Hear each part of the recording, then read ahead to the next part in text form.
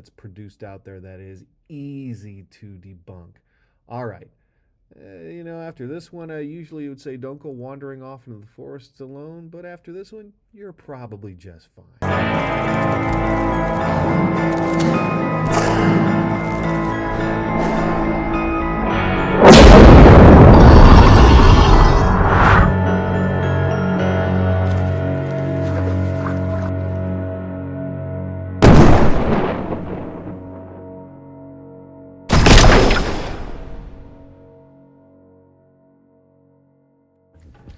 So, about the only thing we can verify with the Patterson-Gimlin's footage is that it remains debatable.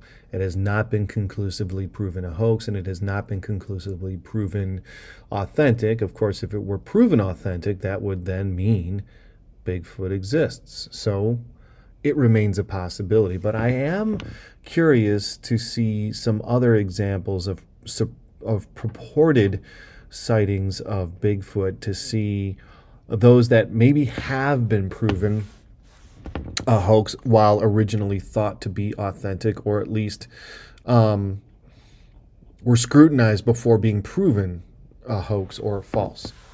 So we have another infamous piece of Bigfoot-related footage that was widely circulated online as possible evidence, but is almost certainly a hoax or misinterpretation, and it's not the Patterson-Gimlin film. Bigfoot captured in a viral hiker video, a short clip that spread widely after a hiker claimed it showed a real Bigfoot, but the sighting was later revealed to be part of an advertising campaign rather than true authentic footage. Let's see if we're allowed to watch it. Daily Motion. Okay, let's take a look.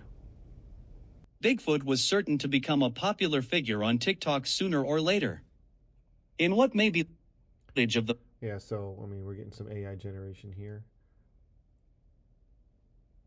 At least the voices. The video has received over 1.2 million views. The short video was taken in Lawton, Oklahoma's parallel forest, and was captioned, "I really think I caught a King Bigfoot on camera." While no one thought Sasquatch was finally found, it turns out the sighting was all part of an ad campaign for the Bigfoot head shop in Lawton. However, the videographer wrote that he'd been doing some sightseeing and enjoying the day when he saw something in the distance. That's when the hiker allegedly stumbled upon the podiatrically endowed primate, which he described as the scariest moment of my life. "To see real footage of a real Bigfoot," wrote one troll in jest. All right, so, I could see before it turned its head, it kind of looked a little bit authentic. It's kind of hard to believe that actually made the rounds initially believed to be authentic or holding up to an initial round of scrutiny. But it's also giving me the option to provide some additional examples. So I'm going to say, yes, please provide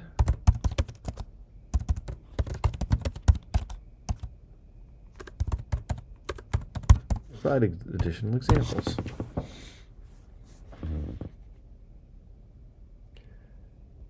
So, additional examples of Bigfoot-related footage or claims. Ivan Mark's Mountain Beast mystery footage. This is a series of viral Bigfoot videos. Supposed sightings attributed to Ivan Marks and others. These have been widely discussed online and are generally considered to be fabricated or staged hoax rather than real cryptid evidence. Let's take a look. Hey everyone, welcome to Mountain Beast Mysteries. Today we're going to be looking at some hoaxed Bigfoot footage, but before we get into that, I would like to thank everyone. In a few of my latest videos, I've been using some of that footage as, I guess, B-roll and as a way to kind of show a representation of a bipedal, hairy, ape-like creature in the forest. And the reason I'm using that footage is because it's the only, I guess, royalty-free Bigfoot footage that's in the public domain, that anybody can go and use without getting... And if you look at the longer one, there's actually scenes of a UFO cut is the one you see dancing around. It, apparently, according to Ivan Marks, had like an injured foot.